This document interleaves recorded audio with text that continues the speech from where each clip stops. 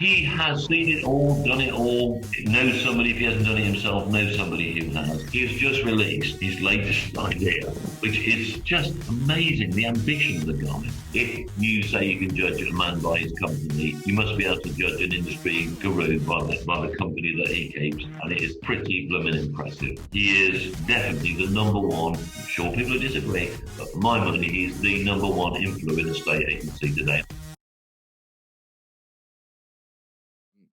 Okay, cool. So next we have got, let's have a look here. Tony Morris, yeah, who's also an industry trainer. Yeah. So a lot of people probably won't agree with this. I really, it doesn't matter whether I like them or not. It probably does subconsciously, but I'm not consciously picking people that I like. But as a side issue, I actually really like Tony Morris. Mm. The reason I like him is that he's not an estate agent. Never been an estate agent. Yeah. That trains estate agents. And I just blows my mind when people say, "Well, how did you train an estate agent if you've never done it yourself?" I just don't even want. I've learned not to get into arguments about that. People aren't interested in the facts. People are not interested in actual evidence. But Tony Morris, if you want to train anybody in any industry on how to sell, Tony Morris is your man. Yeah. This is, for my money, one of the most impressive things that I have seen an estate agency trainer, frankly, any salesperson ever do. And every time I see him doing what I'm going to explain to you, I think, oh, God, this isn't going to work. This isn't going to work. This isn't going to work. It's like watching a tightrope walk with no safety net underneath, and you think, it isn't going to end well. But every single time this guy has done this, it ends well, and I just love it. What he does with one of his training sessions, he invites people, estate agents, negotiators, managers, owners, partners, or whatever, to bring the details of people that they have had contact with that they've not managed to get onto the market. Really? Yeah. So you turn up with a list of 20 failed listings, 20 failed mortgage appointments, 20 failed this, 20 failed. And there are, so if you've got 10 people in the room, you could have hundreds of potential, well, of actual failures. Yeah. But Tony doesn't see it that way. He sees it as like potential business. Mm. So it explains in very clear and concise way the general sales process, invites people to contribute as to why they think that they haven't been successful. And then he says, what I'm going to do is I'm going to train you on some techniques.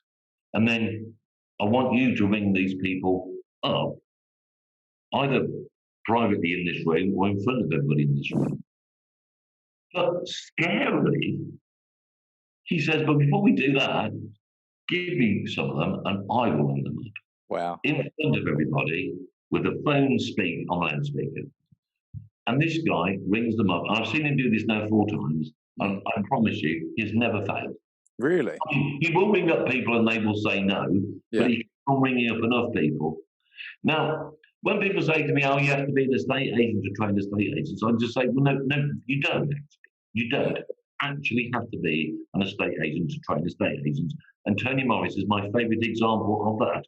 Yeah. Because he is by definition ringing up people where the so-called estate agent has not been successful, and then he will generate an appointment from those. And I found that terrifically. We've also done management training with him.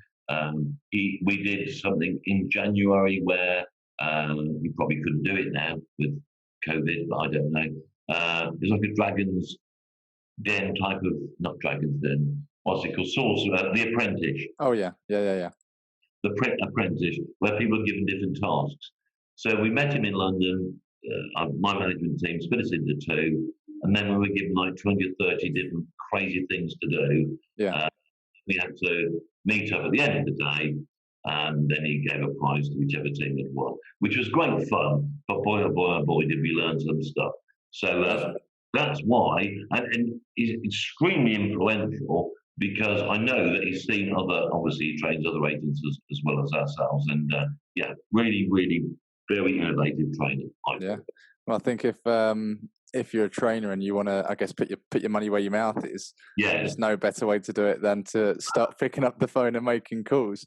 And if anybody's skeptical about whether or not an estate agent, not an estate agent, can train estate agents, then he's proven that he can. Yeah.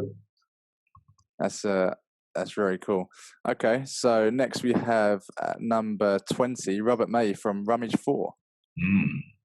The mad scientist of the estate agency, in my view. Yeah. I don't know Robert very well, though he's normally, it's going to sound weird, he's probably the first person I communicate with within an hour of me waking up in the morning. Right. Very, very active on Twitter. And I normally say good morning, and he normally says good morning back. And I just like that about him. He can be bothered to communicate with people via Twitter. But that's a side issue. That isn't why I put him down as one of the most influential people in estate agency, in my view. He has got, in my view, he might not like this, but I like the fact that he hasn't got a estate agency brain necessarily. I hope I'm not offending the guy, because to my mind, that's a really big benefit. He looks at stuff from the consumer's perspective and is always trying to work out some way in which he can solve something for the consumer. Now, he may come up with the right answer, he may come up with the wrong answer.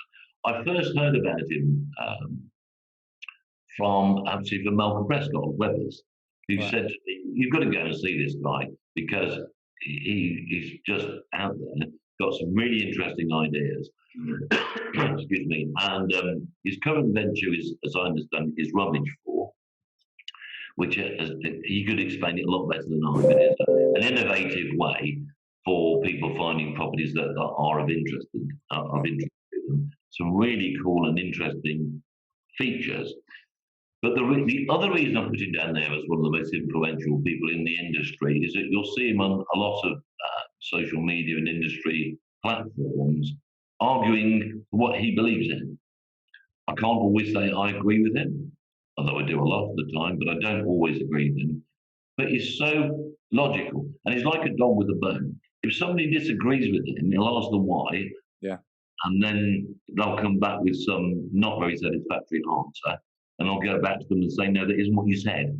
What you said was blah, blah, blah. Now you're saying something, and you can feel the people thinking, oh, I wish I hadn't.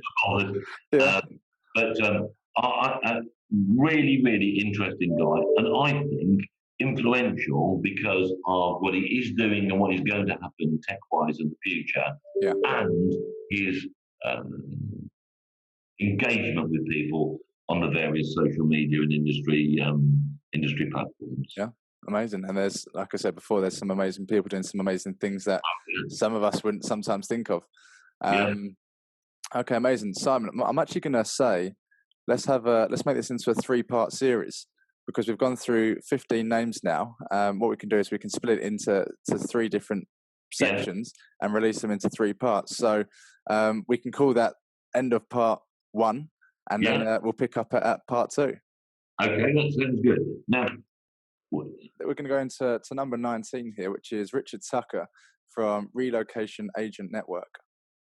Yeah, well, I'm freely going to say I'm massively biased because I really like Richard Tucker as well. Phenomenally influential in our industry. He's the managing director of Relocation Agent Network, which I've referenced a few times, and are one of the most significant, if not the most significant, affiliation group, for want of a better phrase, within state agency.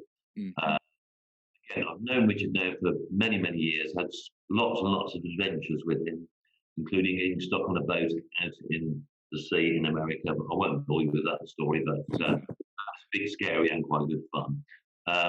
But he's probably, in fact, I think he was the inaugural winner of the Outstanding Contribution to a State Agency at the ANR.